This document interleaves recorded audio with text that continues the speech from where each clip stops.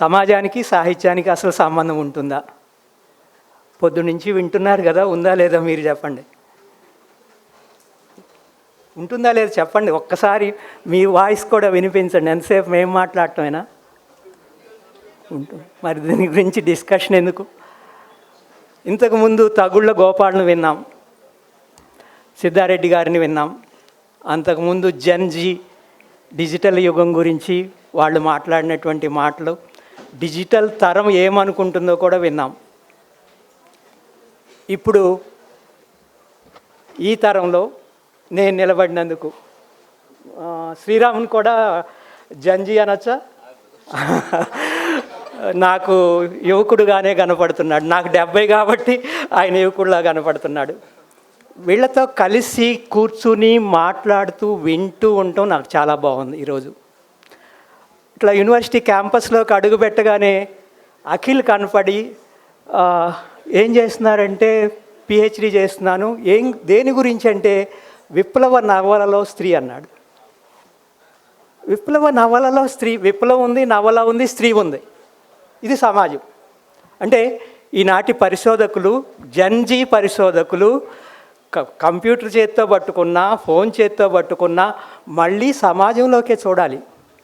ఎంతసేపు ఫోన్లోనే తలబెట్టు కూర్చోలేము కదా. తర్వాత బయటికి వస్తాము. బయటకు వస్తే హైమవతిలాగా తన చుట్టూ ఉన్నటువంటి సమాజం కనపడుతుంది, తన సమాజం కనపడుతుంది, తన చుట్టూ ఉన్నటువంటి సమాజం కనపడుతుంది, సమాజంలో అమలవుతున్నటువంటి దుఃఖం కనపడుతుంది, అణచివేత కనపడుతుంది. ఆమెలాగానో, ఆమె అమ్మలాగానో, అమ్మమ్మలాగానో ప్రతిఘటన కనపడుతుంది. అంటే సమాజంలో అణచివేత ఉంది. నందిని సిద్ధారెడ్డి గారు చెప్పినట్లు ఇందాక దుఃఖం ఉంది, జీవితాలు ఉన్నాయి, మనుషులున్నారు, మనుషుల మధ్య సంబంధాలు ఉన్నాయి. అయితే కొత్త తరం దీన్ని చూస్తుందా లేదా? మేము అర్బన్ లైఫ్ గురించి మాట్లాడుతున్నాము, అర్బనైజ్ అయ్యామని చెప్పేసి ఇంతకుముందు డిజిటల్ యుగంలో సాహిత్య సృజన గురించి మాట్లాడినప్పుడు విన్నాను. నాకు కూడా చాలా భయం ఉండింది. అర్బనైజ్ అవుతున్నామా? అర్బనైజ్ అయిన కొద్దీ మన భాష మారుతుందా? మన వ్యక్తీకరణ మారుతుందా? సాహిత్యంలోకి అర్బన్ నేపథ్యం మాత్రమే మిగులుతుందా? గ్రామీణ నేపథ్యం ఏమవుతుంది అని భయం కలిగేటువంటి రోజుల్లో తగుళ్ళ గోపాల్ తగులుతాడు నాకు, హైమవతి తగులుతుంది నాకు, సింగరేణి సాహిత్యం గురించి పరిశోధన చేస్తున్నటువంటి లావణ్య తగులుతుంది నాకు. ఎందుకు చేస్తుంది ఆమె? లావణ్యకి సింగరేణితో ఏం పని? ఎందుకంటే సింగరేణి ఆమె జీవిత నేపథ్యం. సింగరేణిలో జరిగినటువంటి పోరాటం ఆమె స్వయంగా చూసి ఉండకపోవచ్చు. ఒకప్పుడు ఈ పోరాటం జరిగింది అని తెలుసుకుని తన తండ్రులు ఏం చేశారో రికార్డ్ చేస్తుంది ఆమె. అంటే సాహిత్యం అంటే కేవలం సాహిత్యం తీసుకోకండి. సాహిత్యం అంటే సాహిత్య విమర్శ కావచ్చు, సాహిత్యానికి సంబంధించినటువంటి పరిశోధన కావచ్చు. స్ఫూర్తి, భయపడకమ్మా, మేమందరం మీ సాహిత్యం చదువుతున్నాం. 70 ఏట నేను చదువుతున్నాను. యువ రచయితలు నేను ఫాలో అవుతున్నాను. యువ రచయితలు సమాజంలో ఏ వైపు చూస్తున్నారు? హైమవతి ఒక గొప్ప మాట అంది, నా సాహిత్యానికి వస్తువుని నేను సమాజం నుంచి తెచ్చుకున్నాను, దాన్ని చూసే చూపుని మాత్రం సాహిత్యం నుంచి అందుకున్నాను. అంటే ఈవేళ నేను నేర్చుకోవటానికి వచ్చాను. అంటే నేర్చుకోవటం 2 వైపుల నుంచి ఉండాలి కదా. ఎంతసేపు మమ్మల్ని మీరు చదవట్లేదు, మమ్మల్ని పాత సాహిత్యం చదవట్లేదని మీ మీద నిందలు వేయటం కాదు కదా.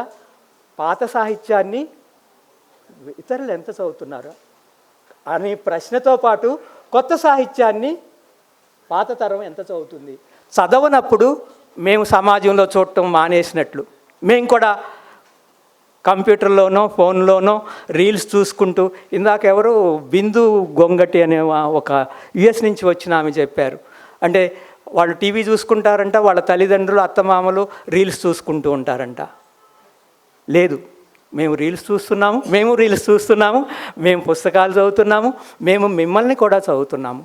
అయితే 2 విషయాలు, నాకు కొంచెం టైం, జస్ట్ 1 or 2 minutes, 2 విషయాలు స్పష్టంగా తెలుసుకోవాల్సింది ఏంటంటే, సమాజం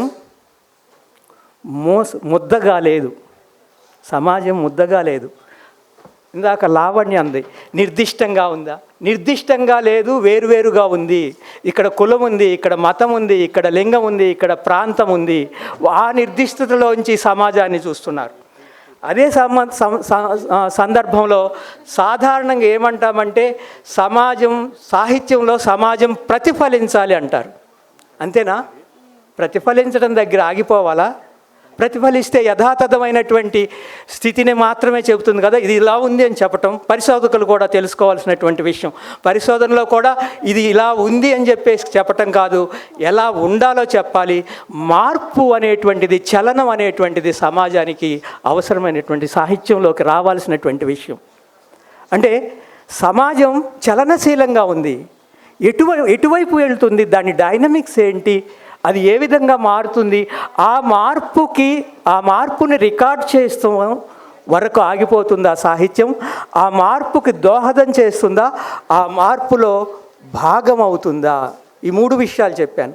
కేవలం ఆ మార్పుని వ్యాఖ్యానించి ఆగిపోతుందా? ఆ మార్పుకి దోహదం చేస్తుందా? ఆ మార్పులో భాగం అవుతుందా? అంటే సమాజం సాహిత్యానికి ముడి సరుకు మాత్రమే కాదు, ముడి పదార్థం కాదు, అది జడ పదార్థమో కాదు. ముడి పదార్థం అవుతుంది కానీ అది జడ పదార్థం కాదు, దానికి చలనం ఉంది. ఆ చలనాన్ని పట్టుకోవాలి. అయితే ఈ చలనానికి చోదక శక్తులు ఎవరు? ఈ చలనం జరుగుతుంది, జరిగేటువంటి సామాజిక చలనానికి చోదక శక్తులు ఎవరు అని మనం చూడాలి. చూడటానికి కావాల్సినటువంటి చూపు కావాలి. ఆ చూపు నీ జీవితం నుంచి వస్తుంది, బయట నుంచి రాదు. మళ్ళీ చూపు ఎక్కడి నుంచో రాదు. ఇంతకుముందే శ్రీరామ్ ఒక మాట అన్నారు, స్వయం ప్రతిపత్తి లేదు. స్వయం ప్రతిపత్తి ఉందంటే ఆటోమేటిక్గా మనం ఏమైపోతాం? మహానుభావులం అయిపోతాం. మన ప్రతిభ పూర్వజన్మ సుకృతం అవుతుంది, దైవదత్త వరం అవుతుంది.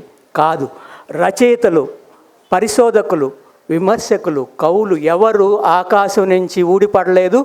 వాళ్ళు కూడా సామాన్య మానవులే. అయితే సామాన్య మానవులైనంత మాత్రాన వాళ్ళు తాము చెప్పినటువంటి దాన్ని, సాహిత్యంలో చెప్పినటువంటి విషయాన్ని పాటించాలా లేదా? విలువని పాటించాలా లేదా? విలువని తప్పనిసరిగా పాటించాలి.